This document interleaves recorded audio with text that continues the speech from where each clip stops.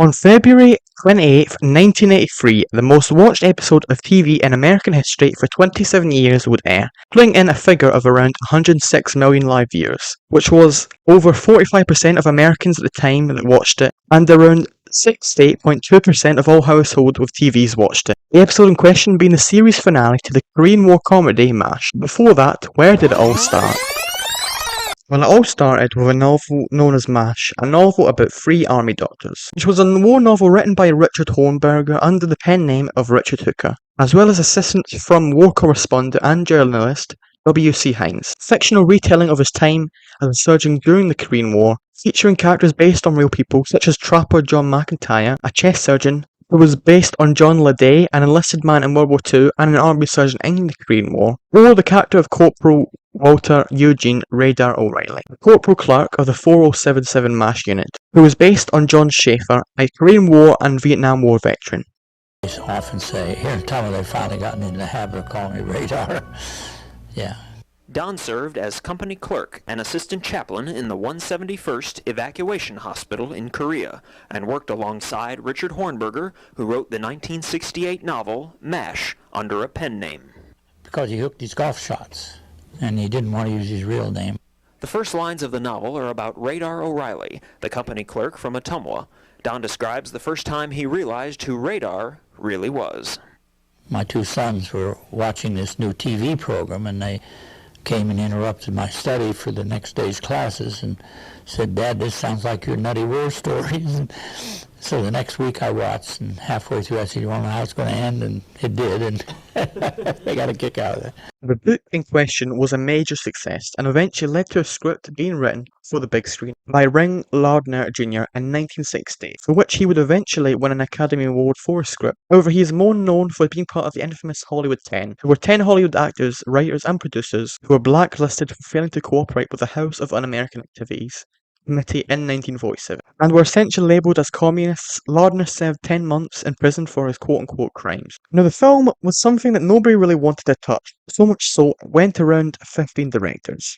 No one has any confidence. No, they have a list. In other words, everybody who starts to make a picture, they're going to make a deal, and they say, okay, we're going to get Kubrick for this, or Lean, and they can't find those guys, and they say, well, listen, we'll get Arthur Penn. The place, director Robert Altman, who up to this point only directed TV episodes, documentaries, and only one fictional film. However, MASH is kind of where Altman's style was born. Altman apparently disliked the original novel, saying that it was, quote, pretty terrible, and, quote, somewhat racist, end quote, and only used the script for a springboard for his ideas, according to the man himself. Altman allowed actors to improvise most of their dialogue, common theme he would use in his other works. However, a lot of the stories and scenes within the film do follow the structure of the script, according to Lardner himself. Quote, all of Bob's interpolations and improvisations, however, the basic structure of the movie is the one laid out in my script, and each scene has the beginning, middle, and end that I gave it, end quote. Attention, attention. Due to popular demand, 20th Century Fox once again presents MASH, the original hilarious comedy sensation depicting the outrageous antics of our brave battle surgeons who will keep you in stitches. The film is a kind of accumulation of the book's stories and characters, some of which are put together in order for the film's length and pace, and some are written out. One such example is the character of Frank Burns, who is played by Robert Duvall in the movie. It was a combination of the character in the novel Frank Burns and Major Hobson, both thus being religious in the film, which Frank Burns wasn't in the book, and he is shown to be arrogant but still a skilled surgeon in the film, whilst the book he is shown to have little skill, if any at all. Now, the film is very cynical, which is perhaps due to the time period in which it was being made, that being the Vietnam War, when Americans became ever more weary and distrustful of their government and army, and its actions in Vietnam, which were being broadcast on a wide scale. And Altman himself has stated that he wanted the film to really be about Vietnam and the absurdity of war. However, he did keep the film's surgical scenes accurate to the script, thus the time period of the film being somewhat accurate. That I wanted to use in Chicken and the Hawk in MASH. So I said, okay, I'll do this. It was written, those operating scenes were written to be very graphic, and I thought, well, this is pretty good. If we could do be real farcical with this thing and yet make those operating scenes make you hold your breath that this might work.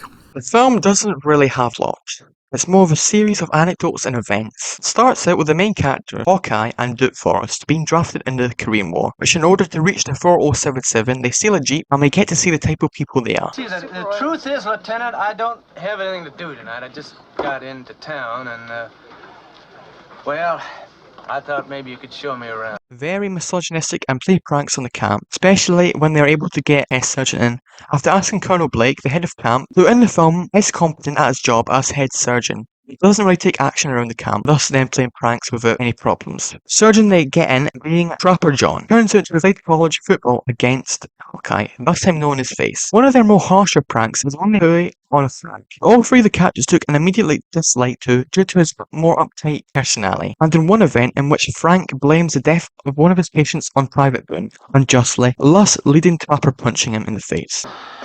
Yes, why? Good. I just, wanted to make sure you had time to sleep this off.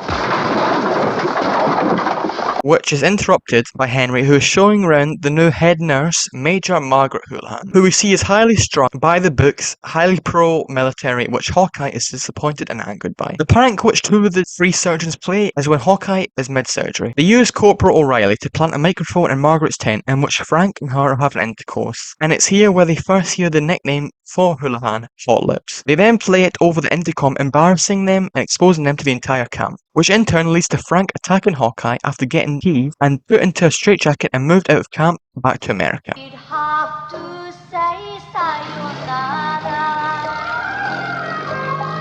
There are several other examples of pranks throughout the film, such as blackmailing a hospital commanding officer, exposing Hot Lips while she is showering, and giving a suicidal member of camp a sleeping pill and saying it will kill him. This being where the film's theme came from, which would become an iconic part of the MASH franchise. The song's lyrics even being written by Altman's 14-year-old son. The film's last half, in my opinion, is almost the best half, as I think it's the most enjoyable for MASH TV show of the years, as it feels like an event that would occur in the show. Perhaps not as extreme, quite similar, as it's essentially a massive football game between the 4077 and the 325 evac, in which the 4077 win the game via different shenanigans, such as drugging their opponent and using an actual ex-pro footballer, Spearchuck or Jones, thus winning the game and money they bet on the game. And during the football game, it is one of the first uses of the effort when a major studio produced a film, which was ad-libbed by one of the actors as instructed by, which in turn changed R-rated films forever and made that type of language more bearable and acceptable in a big-budget studio film. Altman and the script, I believe, intentionally made the film's characters cruel and dislikable, an attempt the characters in the film to cope with death and despair, which they see on a common basis, thus going to extreme measures to make themselves laugh and keep themselves sane, but also to show the effect of war it has on people, leading to what has been dubbed the distancing effect, concept in performing arts, credited to the German playwright Bertolt Brecht. Brecht first used the term in his essay on the alienation effects in Chinese acting, published in 1936, in which he described it as performing in such a way that the audience was hindered from simply identifying itself with the characters in the play, showing the dehumanization that these people would go through, thus their actions being, whilst not justifiable, understandable. This distancing effect, I think, would be perfected in the film Apocalypse Now. However, that was a much more seriously toned film compared to MASH, the film, and of course the show. As a common critique of the film is its characters' lack of remorse compared to their counterparts in the show. However, in my opinion, it does work mostly due to the tone which the film was leaning and going for. The film was a major hit upon release, being the third highest grossing film of 1970, with it making around 81.6 million USD on a $3 million budget, thus highly profitable and earned praise from fans and critics alike. Garnering several award nominations, it won the original incarnation of the Palme d'Or at the Cannes Film Festival, and like I mentioned, it did indeed win an Oscar for its screenplay, and launched the career of Robert Altman, who would improve on the style of MASH in his later films, garnering his reputation as a film auteur and respect among his critically acclaimed peers. And due to the film's success, CBS would pick up the series after a failed attempt at a sequel film and decide to make a TV show.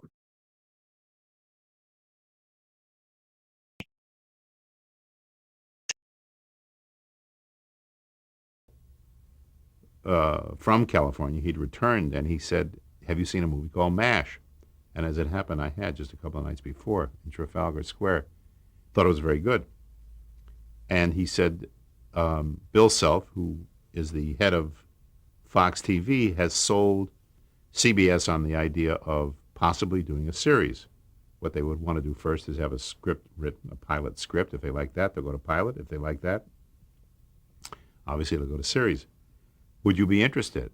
And I said, and I was completely in sync with Gene, not knowing that he felt the same way, but finding out very quickly, only if what we did could be true to the spirit of the motion picture. Hey, you want to see some nice pictures? MASH. Not exactly standard operating procedure. Want to play a little doctor after we're finished?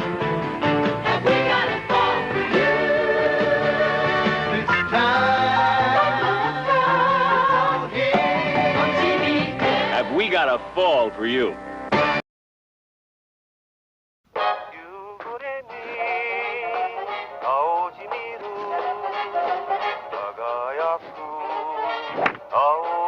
The MASH TV show premiered on the 17th of September 1972, and immediately was obvious of its different tone compared to being much more light-hearted, which you can tell straight away with the recasting of several characters. In fact, the only actor who stayed from the film was Gary Berghoff. As Radar, Hawkeye was replaced by Alan Alda, Loretta Swit as Margaret, Larry Linville as Frank Burns, Wayne Rogers as Trapper John, McLean Stevenson as Colonel Henry, and William Christopher as Father John Mulcahy. Most actors from the film weren't interested in the show due to not really believing in its concept. However, it is stated that apparently Alan Alda thanked Donald Sutherland for his entire career, thus a level of respect between the cast members. Same cannot be said, however, about Robert Altman, who was known to hate the show, saying that, quote, "I think that the series was quite a racist thing. I didn't approve of it, I just didn't like it. I thought it was the antithesis of what we were trying to do," end quote. The racism he accused the show of having is there in the earlier seasons. However, it does indeed improve in its depictions of Koreans, even making the North Koreans quite smart and empathetic, them agreeing a medical deal with the 4077, and Hawkeye and BJ, who I'll come to later, getting a North Korean wounded surgeon a job at the 4077. And perhaps Altman didn't like the fact that these main characters were quite sympathetic, and also as the show went on, it was quite heavy-handed in its messaging. The first 3 seasons of the show are what I'd call sort of traditional sitcom style. Not in a bad way, of course, but a lot of the characters were quite comedically over the top. Like Henry Blake, who was shown to be highly incompetent as a leader, and very goofy overall. As Radar is constantly reminding him of what he has to do each day, due to the joke that Radar has almost super hearing, which again was based on Don Schaefer. Radar! Yes, sir. I sent for Captain Pierce and tell him I want to see him. O'Reilly and Don Schaefer. Can you read into the future with ESP like Radar O'Reilly could? No, my students used to kid me about that. I didn't have ESP, obviously. I'm not sure anyone does, but I was observant. It was just that I would listen for things that when no one else was listening. Helicopters coming, well, that's because nobody else was listening for them.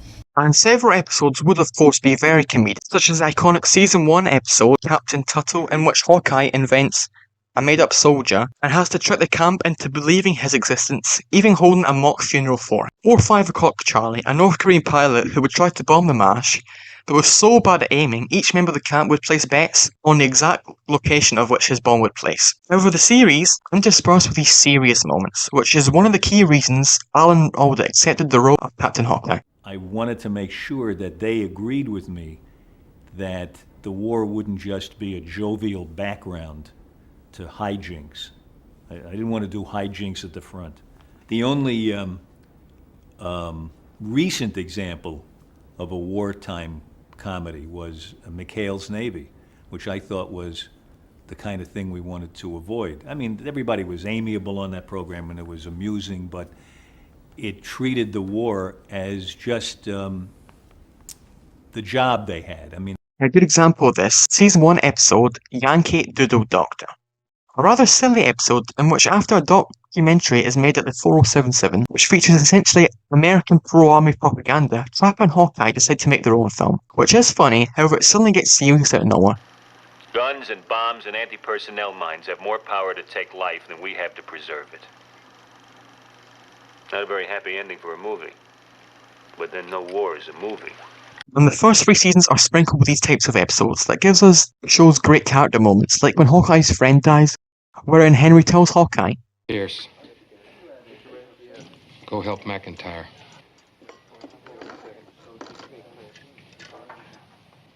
as Henry knew he could not be saved, and it is a rare scene of Henry showing genuine leadership skills to a member of the camp, wherein he later comforts Hawkeye, who we see, and as he states, it's the first time he's cried over a dead patient, despite facing dozens of them each week. And the first time we as the audience really see death in the show, and it captures that feeling, I think, quite well, as they did in real life interview several war veterans of combat and medical to see what their experiences were like and to capture that in the show.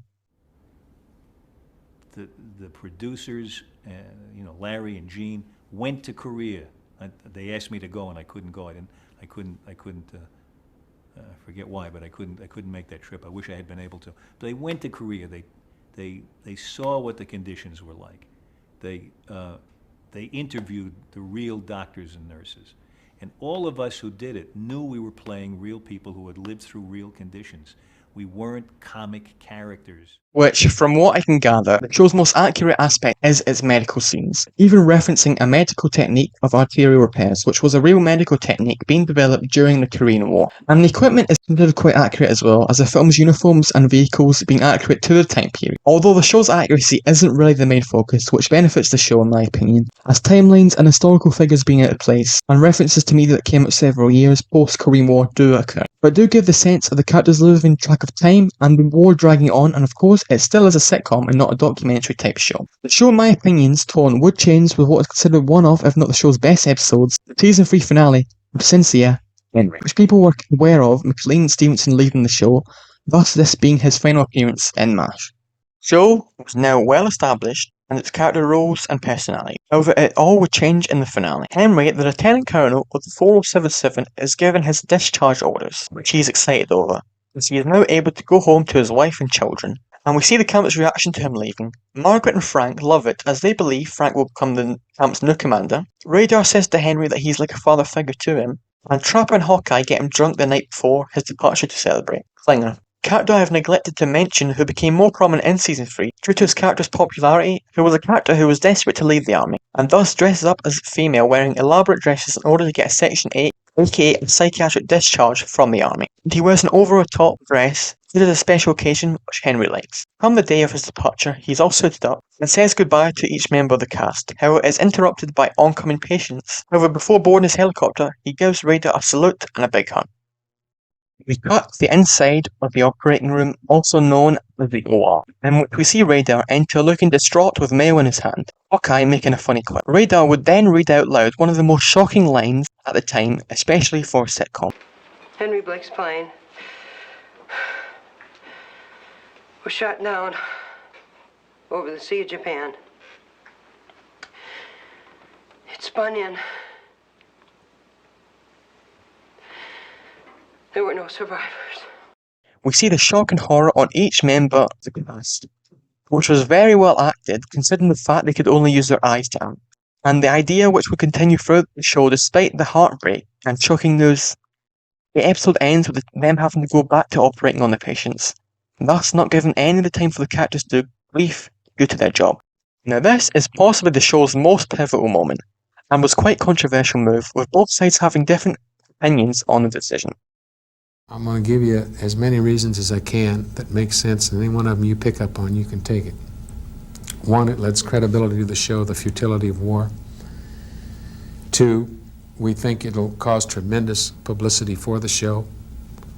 And three, the network wants us to because they don't want you to go out and do another series with this character.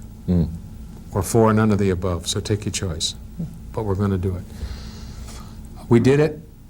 What was to have been a cast party at the end of the season and a goodbye party for me, we all went to our dressing rooms. I think everybody, like I did, just sat and cried for about a half hour. We all got in our cars and went home. The character in some meaningful fashion. And MASH was not about everybody having a good time. MASH was not about happy endings. And we decided that his character could, not should, but could die. The expression Abyssinia, Henry, comes from a flapper era, 20s era expression for Abyssinia, meaning I'll be seeing you. Kind of corny, but then Henry Blake was kind of corny. We thought it was perfectly in keeping, in character with the character. This would, of course, naturally change the show quite drastically, as it was the death of a big character, thus showing that even the main characters weren't impervious from the war physically, and changed the show into a much more dramatic show, whilst retaining the comedic elements, and resulted in Hawkeye becoming more obviously the show's main protagonist and star, which also led to Trapper John leaving the show due to frustrations with his character, who was essentially becoming Hawkeye's sidekick and disagreements with the studio. Thus he left the show, and would be replaced in Season 4 premiere by Mike Farrell, who played Captain B.J. Honeycutt. Share the swamp. Mike was perfect.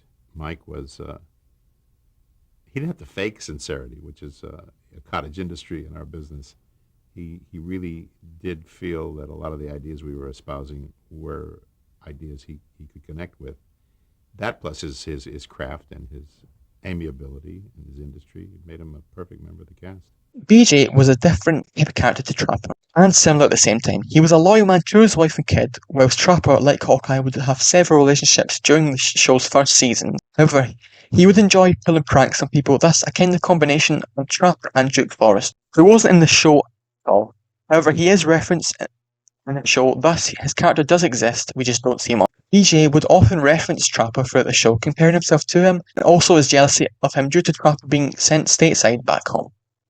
Colonel Potter was a much different but welcome character compared to Henry, as he was a much better leader and had more experience compared to Henry. However, he would adopt Henry's laid-back approach somewhat, as he believed it would benefit the camp due to the highly stressful and tiring operations they are put through.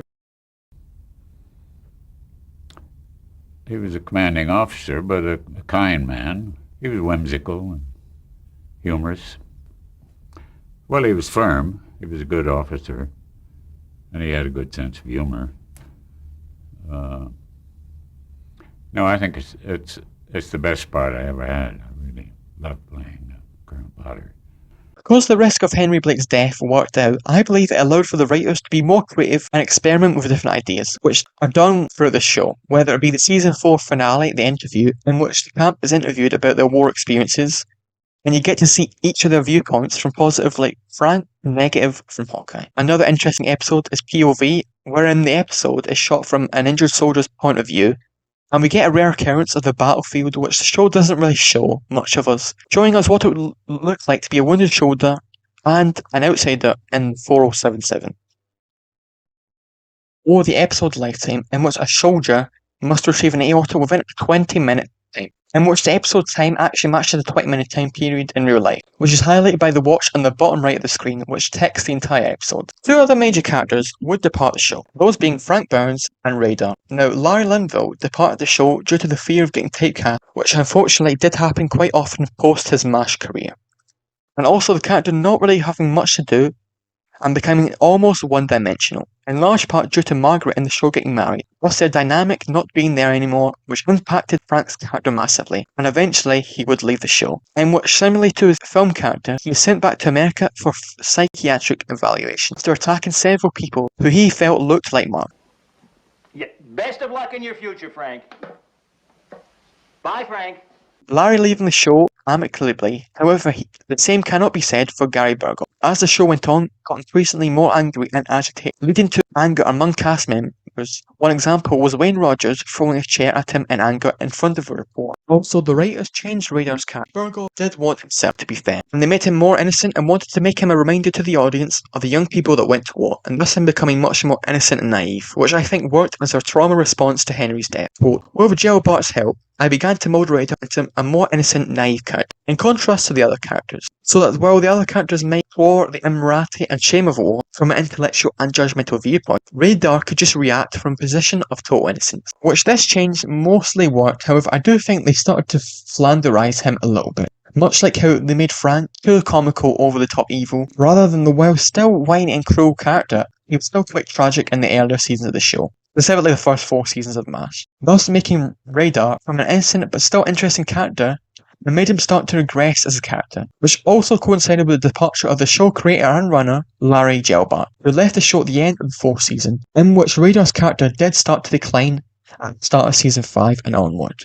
This is perhaps due to Larry being quite complimentary of Gary as an actor and a person. and thus was able to handle him compared to the rest of the cast members. Radar would leave at the start of season 8 in the two-part special Goodbye Radar in a rather controversial manner, with a lot of people feeling it was unsatisfying and Radar's character acting much more aggressively for the episode, and a criticism of Radar not wearing a cap during his last look to Hawkeye. It visually showed Bergov's receding hairline and thus his age, despite Radar being around 19 to 21 during the show. However, I do think the ending worked as it felt quite realistic, as this is war, and not everything will happen the way you want it. Thus his goodbye celebration getting interrupted by oncoming patients, leading to the tragic shot of Radar standing alone in the camp.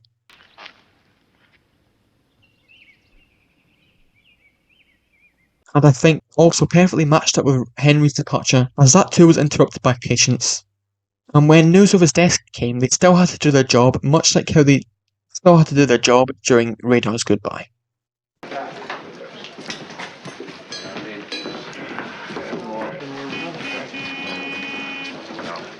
Both of these departures changed the show for better and for worse.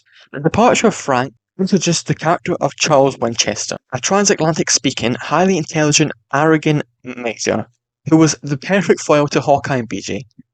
Due to his character having more depth compared to Frank, and the emotional range shown by David Ogden, who really revels in the role. And Radar's departure is both positive and negative. Positive is that it allowed for the development of Klinger as a character, who developed quite well in the role of Corporal. However, the show, post his leaving, did feel as though it was missing something, in my opinion, as Radar was a part of the show and filmed from the beginning. Thus, the show would take a dip in quality, especially in season 10 and in the final 2 seasons of its show. The ending of the penultimate episode is quite well done, however, in which the camp breaks a time capsule and puts in several items for people to remember them. The fish lure to represent Henry and the people who died during the war, Radar's teddy bear, which represented the soldiers who went as boys and came back to America as men, in which before placing the bear, Potter grabs the bear and takes a moment to hold and put bear, and Charles puts a glass of cognac. And now, onto the biggest episode in TV history.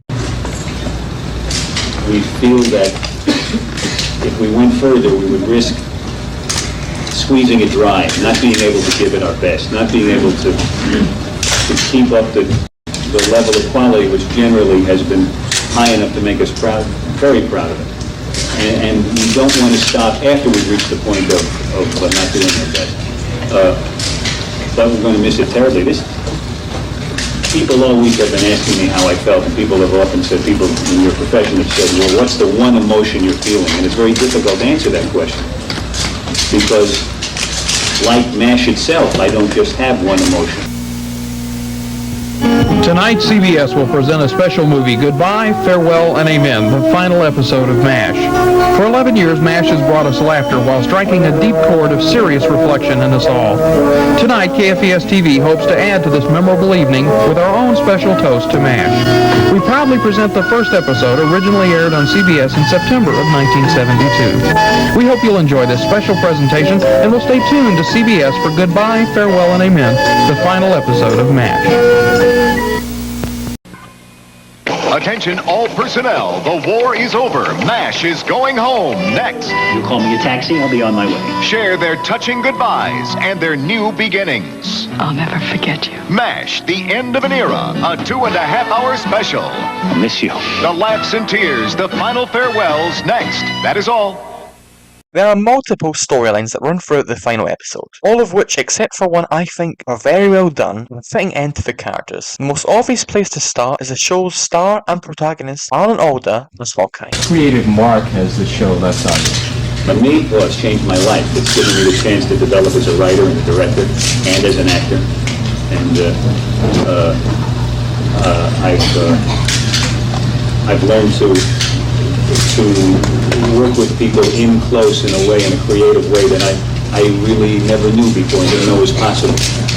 Coming up next, following the conclusion of MASH, and after we say our final farewell to the cast and crew of the 4077, Gary Franklin talks to actor Alan Alda about his post-war plans. I don't want to limit myself. I'd like to be able to, whatever interest I have found, whatever really, really interested me, seemed to interest the audience too. Tune in and find out what lies over the horizon for Hawkeye Pierce. I'd like to be a little different each time I come out. Tonight at 11, following MASH, only on the Channel 2 News.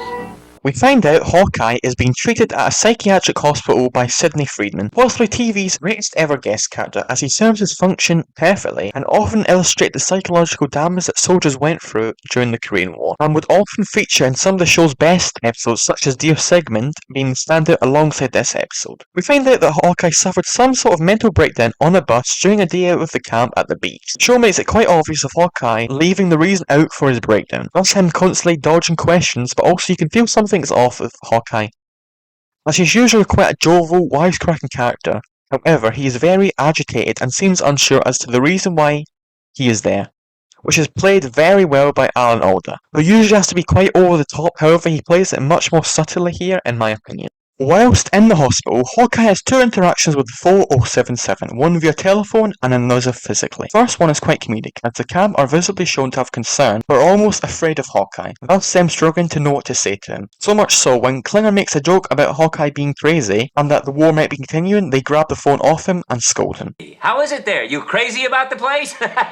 We find out through the tannoy the war does seem like it could finally be over, and we find out that Hawkeye drove a jeep into the officers' club and accused a nurse of trying to smother a patient. Sidney interviews him again. This time Hawkeye says that there was a soldier on the bus in need of a bottle, which of course is Hawkeye being unreliable, given the soldier being in full army gear. However, he again, after being questioned, changes it again to the soldier being injured. Thus, the bottle is in order to help him patch up injured soldier, to which Sidney remarks, I wonder why you repressed that. Second time, Hawkeye interacts with the 477 whilst in a psychiatric hospital is when BJ visits him, in which he tries to comfort Hawkeye.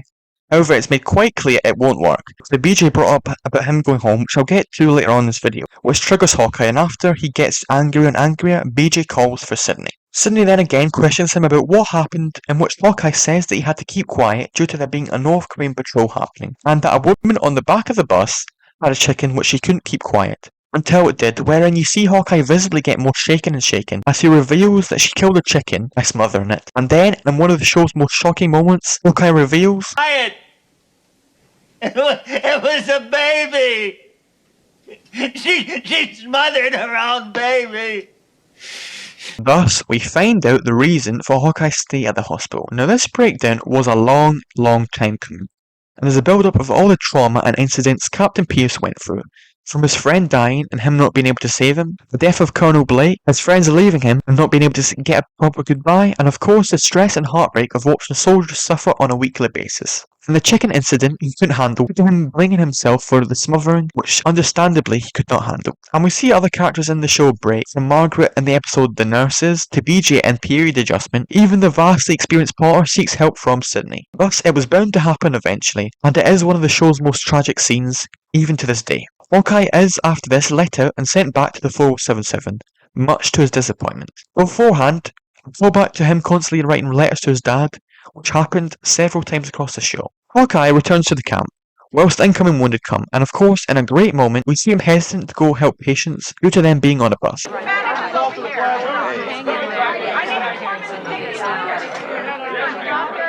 Now, during inside his time, the tank has been abandoned near the camp, and thus resulted in constant shelling of the 4077. And there has been attempts to do something about the tank, mainly by Klinger, who covered it, however, to ill effect. Thus the shelling continues. So Hawkeye decides he's had enough, and quite bravely drives it out of camp, thus saving everyone in the camp, from the doctors to the patients to the POWs.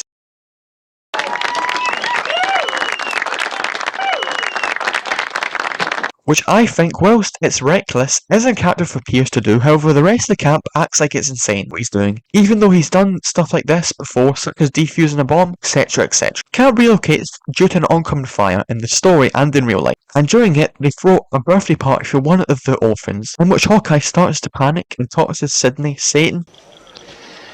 Being around little kids makes me uncomfortable these days. Which, of course, is detrimental to his job as a doctor, who unfortunately sometimes has to work on injured and sick children. However, after a rush of patients, he is able to overcome his fear, and Sidney leaves with this brilliant line. Ladies and gentlemen, take my advice. Pull down your pants and slide on the ice. Hey, Joey, what's she really like? She's the most exciting woman I ever met. Yeah? Atari introduces the Woman of the Year, Ms. Pac-Man. Just like the arcade classic, 4 different game screens, floating fruit, even pretzels. Honey, don't you know I'm more than Pac-Man with a bow? Reach for Ms. Pac-Man. Reach for Atari. Now his storyline is essentially about him wanting to leave the army as he gets his papers to be able to fly out, as it's near the time of his daughter's 2nd birthday, as last year he did miss her birthday. Now during the shelling of the camp, Father Mulcahy saves the POWs in the camp, which in turn he loses his hearing, which he only tells BJ about, who swears to keep it a secret, which he does. Father Mulcahy's mini-story, whilst perfectly fine, was kind of already done in the show, as there was an entire episode to Mulcahy about him feeling useless, thus he went to the front lines in which he helps a patient. Thus his part in the finale, well, shows how heroic he was as a person, thus making a noble sacrifice, that being his hearing, kind of was already done, thus its impact is quite dwindled, in my opinion. BJ is then made even happier by the fact he is able to see his wife and daughter due to an available helicopter, and thus says goodbye to everybody in the camp, from Margaret to Mulcahy. However, he isn't able to say goodbye to Hawkeye, which angers Hawkeye when he returns, and stirs up the memory of Trapper John, which he even states his name outright. You know, he really felt bad about Trapper that. left without leaving a note, too. Is it the war that stinks or me? And thus BJ flies away in his helicopter back home. Yeah. He eventually returns due to his orders being cancelled, and he's able to meet Hawkeye again, apologising for him not being able to write a proper goodbye. Now they bug out, aka relocate, due to the fire, which is when BJ returns, and they throw a birthday for Korean child, who is supposed to be a stand-in for BJ's daughter. They even admit that this probably isn't the orphan's birthday due to there being no record of them, thus a fun but tragic birthday. Reunity, it tastes so fine. Reunity, pure and natural wine. Reunity on ice. Reunity, so nice. Reunity. Reunity, it tastes so light. Reunity, so refreshing and right. Reunity on ice. Reunity, so nice. Reunity, reunity. Klinger. Klinger's story is possibly the most perfect conclusion to his character, as Klinger throughout the show is desperate to escape the war, from feigning injuries and being mentally unstable to wearing ridiculous dresses in the presence of high-up army officials, and now the war's finally come to an end, thus he will finally be able to leave. However, during the episode and the last episode, he befriends Soon Lee, a Korean woman who has lost her parents and wants to find them. Thus, throughout the finale, he helps her, like stealing a jeep during the shelling in order to find her, which he does, and promises to help her, and they in turn fall for each other, which Potter spots them holding hands, and then tells Klinger that the camp must move due to, of course, the fire. Klinger and Soon Lee decide to do a terrifically well-written, ironic ending for Klinger's character. He's going to marry Soon Lee and help her find her parents, thus staying in Korea, which is a fantastic ending to Klinger's character. And Soon Lee's character, I think, is a kind of physical representation of Korea, in some sense, as there is a funny scene in which he gives descriptions of Klinger of what her family looks like, which are essentially small, black hair, like most of Koreans look like during the war. Thus, poetically, Klinger is married to Korea, who says goodbye to every character. His goodbye to Potter is particularly emotional, which I think is Potter being this emotional is due to both of his company clerks leaving him, as the show does show us that Potter was deeply affected by Radar leaving the camp, thus the ending of the penultimate episode. However, he learns to appreciate Klinger after finding out from Father Mulcahy that Radar was similar to Klinger and that he originally struggled with the job of the company clerk, but learned to get better at it, and thus he has the gut punch of two of them who are characters he would spend most of his time with on a daily basis, leaving him. If you had a glass bucket, you'd see clear proof why new no-rinse Clean and Clear is a better way to clean your no-wax floor. Watch. You see? Cleaners that mix cloudy can dry cloudy without rinsing. What floor could look its best through that? But new Clean and Clear for no-wax floors mixes clear, dries clear, is clean. Nothing cloudy to rinse away. Here's the proof. My floor looks terrific. Try new Clean and Clear, the no-rinse cleaner for a clearly beautiful floor. Charles's story is heavily connected with Margaret's story, in which Margaret is pondering whether to work in Tokyo or Belgium, continuing her work as an army nurse, in which after Charles reveals that he failed to get the chief of surgery in Boston, Margaret gets him the job, however he is irritated due to her using her father's power in order to pull strings for him to get the job. Now throughout the finale, they are constantly nagging and arguing, even reincorporating an issue of Charles scratching his nose in the OR, which they bicker over, and a book which Charles dislikes, but is part of a set, and the book meaning a lot to Margaret, who is going to love it. However, Charles insists that he has to have it due to it being part of a set. However, they do eventually work it out, and come the end of the episode, he returns to her the book and writes something on the first page, which was the actor for Charles who gave Loretta Swit his number so they could contact each other on a regular basis, thus her reaction being genuine. The reason I've rushed the telling of Margaret's story is that it isn't really that satisfying, so much so Loretta Swit wasn't satisfied either, as Margaret come the end decides to go stateside to practice as a nurse, which went against everything about her character, thus the quote from Loretta. Quote, I didn't think that was the correct for mine. For me, she was off to the next war. Margaret is military, just like Paula. I think her next move was Vietnam, so I didn't agree with that. But that's what they wanted her to do. Maybe they had visions of another show with her in a hospital in America, I don't know. I really felt that was not quite right for Margaret in my heart, which is throughout the show, one consistent theme about Margaret was her connection with the military, from her constantly mentioning her dad to being born in the army hospital and raised in army bases, and in the early seasons of the show, being attracted to men with high positions in the army. And this ending is a shame, as Margaret faces, in my opinion, the show's most development, which she went from a quite sexist depiction of a sex man to leap her way to the top type of character, thus her nickname Hot Lips, which in the show a general calls her, and they tease her with it until also the season when she goes away from Frank, and then she matures and becomes one of, if not the show's best characters. However, this ending kind of advanced her development in my opinion. However, the best aspect of the finale, in my opinion, is Charles. Now, throughout the series, Charles is a character least affected by the war. Now, of course, he always wants to leave, but we rarely see him affected by patience. However, the one time he was with the thing he has the most connection with, that being music, in which he begs the piano player to try play with his left hand due to losing dexterity in his right hand. And one of the few moments in which we see genuine compassion from Charles. Until the finale. Charles goes out of camp in order to wash himself, in which he is spotted by a group of 5 Chinese soldiers, in which we see him visibly panic and try to run away, as if they reached for what seems to be a gun. However, instead, in turn, turns out they are musicians. They then follow Charles back to camp, wherein they are imprisoned as POWs. Charles, whilst trying to listen to music, is interrupted by the musicians, which angers Charles, and he scolds them. However, after saying he is trying to listen to Mozart, despite them not knowing English, they recognise the name and start to play one of his songs. Bring your shoes.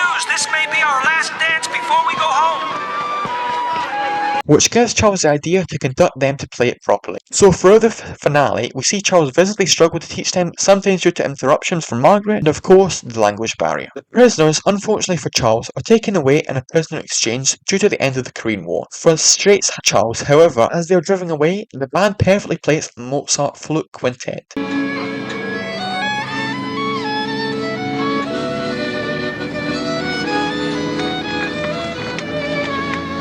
Which visibly excites Charles. He waves goodbye, and then the announcement. The truce was signed in Panmunjom. The hostilities will end 12 hours from now at 10 o'clock. The war is over! During a scene of uncommon wounded soldiers, Charles is shocked to find one of the band members dead, and finds out the others died outright. Thus, visibly shocking Charles, who is usually quite calm and collected, who is dumbfounded, and takes a break in which he listens to some music. However, in anger and the reminder of the Chinese musicians, breaks his record. Charles then haunted by the war permanently.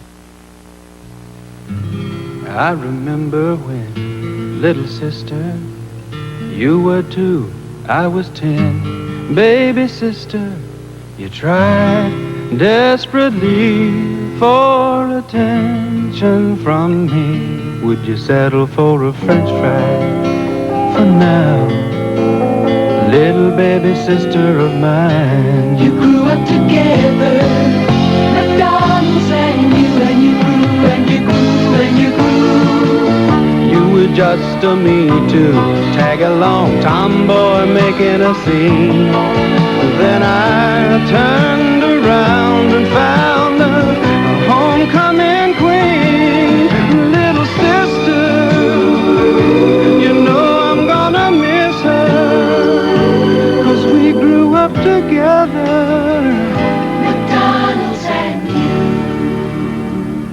Final 6 minutes or so actually drew in around 120 to 125 million people in total, in which we see the camp getting taken down. Charles says goodbye to Houlihan with a book in an awkward moment in which we see Hawkeye and Houlihan kiss for a rather long time, which is played for laughs. Charles leaves in a literal garbage truck, and Potter then says goodbye to BJ and Hawkeye. Potter is visibly tearful, reminiscing on their pranks they used to pull, and in one of the only times Hawkeye and BJ properly saluted, the other time was Hawkeye to the radar, they give Potter a well-meaning and real last salute to their Colonel Potter, who leaves on a horse, fighting for his character's love of them. And of course, Hawkeye and BJ start reminiscing, in which Hawkeye leaves on a helicopter, whilst BJ uses his motorcycle. The helicopter being very fitting, as the show's opening credits is Hawkeye taking a patient off the helicopter to the MASH. Instead, for the last time, he's the one taking the helicopter away from the camp. And we see that BJ left a nice message to Hawkeye, thus ending the most watched TV finale and episode in American history, alongside one of, if not the most influential and greatest, which overtook the previous most watched episode, that being Dallas's Whodunit episode, which drew in around 83 to 90 million views, thus MASH eclipsing it, thus writing MASH into the history books forever.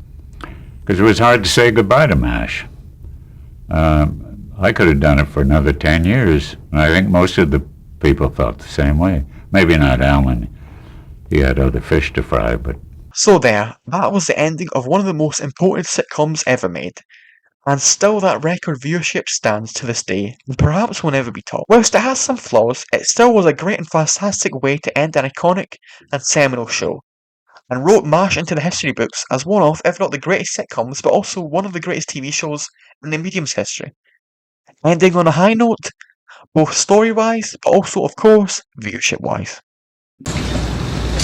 We feel that if we went further, we would risk squeezing it dry, not being able to give it our best, not being able to keep up the level of quality which generally has been high enough to make us proud, very proud of it.